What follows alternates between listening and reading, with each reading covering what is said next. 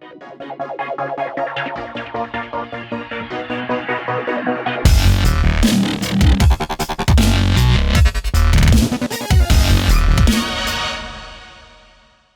this is Music Tech Help Guy. Welcome to episode 10 of my Pro Tools 11 tutorial series. Today I just have a very simple video on most of the zoom features and shortcuts in Pro Tools, some of which we've talked about and others like zoom presets we haven't talked about at all.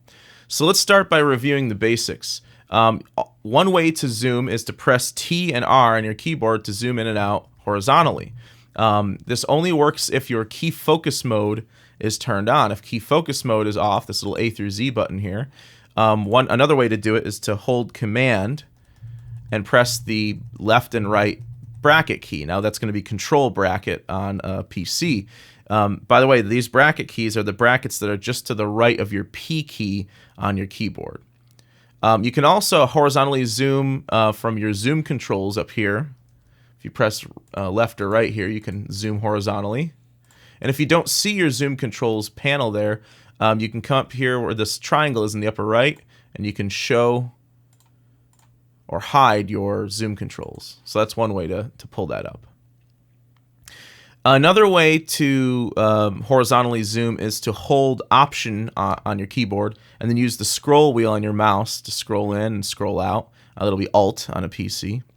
And then last but not least, probably the slowest way to do it is to just use your horizontal or vertical zoom controls down here in the bottom right corner. Another way to zoom is to actually zoom the audio itself, what I like to call waveform zoom. This allows you to see the waveform on the clips larger or smaller. This is especially helpful if you're having trouble pinpointing a specific note, chord, or transient on a clip that's zoomed out.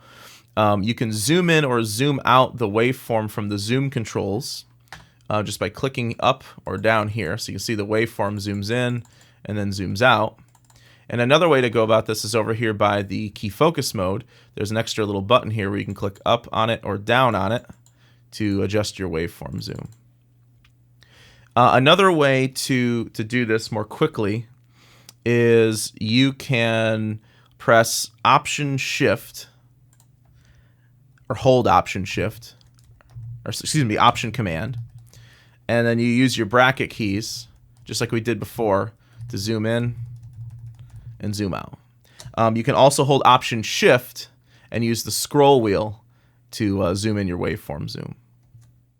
One other scroll wheel function that isn't really a zoom function but still useful is to hold Shift while using the scroll wheel. Regular scrolling just scrolls through your session vertically, but if you use the Shift key, if you hold the Shift key while doing this, let me just zoom in a bit. You hold the Shift key down, then use your scroll wheel, you can actually navigate horizontally through your session. You can also zoom your MIDI data directly within the edit window without even opening the MIDI editor. If you change your track view on a MIDI track or instrument track to the notes view, not the clips view, change it to notes view, you'll actually see the MIDI notes directly on the track. So if you click on the up or down button here in the zoom controls, you can zoom your MIDI data that way. Another way to do this is to hold Shift and Command and then use the brackets to zoom in, just like we did before. Again, this would be Shift Control on a PC. I don't generally recommend editing MIDI data this way just because it's a little clunky to do it right on the track, but we'll talk more about MIDI editing when we actually get to that point. Another useful navigational feature in Pro Tools is the universe view. That's this up here. The universe basically shows you highlighted and sort of like highlighted here what you're actually seeing down here. So if I want to jump down here, if I want to jump over here, everything you see in the window right now is contained within this little highlighted box. It's all dependent on how zoomed in or how zoomed out you are. If you don't see the universe, you can hide and show it the same way we hid and showed the zoom controls. You just go up to this triangle in the upper right, and then make sure that the universe is on. And then you can hide it as well, and you can also resize it so you see more or less of it. It's particularly useful when you have a session that has a lot of a lot of tracks in it and a lot of stuff to see where there's no way you're really going to be able to see everything in the edit window. Another cool feature for zooming is zoom toggle. Zoom toggle lets you make a selection. So I'll do that. Like maybe I want to zoom in just this area right here. Then you can click on the zoom toggle button right here, and it zooms everything in that selection that I just made. Then you can press the zoom toggle button again, and it zooms back out where you were before. So let's say I want to take a look at, I don't know, somewhere around measure 121. I drag over measure 121, hit zoom toggle, pulls me in, hit zoom toggle again, zooms me back out. A quicker way to do it without actually having to press the zoom toggle button is to drag over a selection and press Control E on a Mac, or it's actually the Start key E on a PC. So Control E on a Mac, and then you press it again to zoom back out. And if you have your key focus mode on over here, you just press E to zoom in and E to toggle back out. So that's the zoom toggle feature. The zoom toggle has some other options that you can play around with in the Pro Tools preferences, but we'll save those for later when we actually go over this whole bottom row of edit functions. Before we move on to zoom presets, let me show you one feature with the main zoom tool that I didn't show in the main edit tools videos. You can use either of the two zoom tools, either the normal zoom or the single zoom, and you can drag over a specific area that you want to zoom in on, and it'll zoom in on that area. So I just want to thank 22 in the Pocket, the user 22 in the Pocket, for pointing that out to me. In 12 years of using Pro Tools, I never actually tried to use it that way. So thank you for the clarification. And I just wanted to basically make a correction on that because I sort of downplayed it a lot in the previous edit tools videos.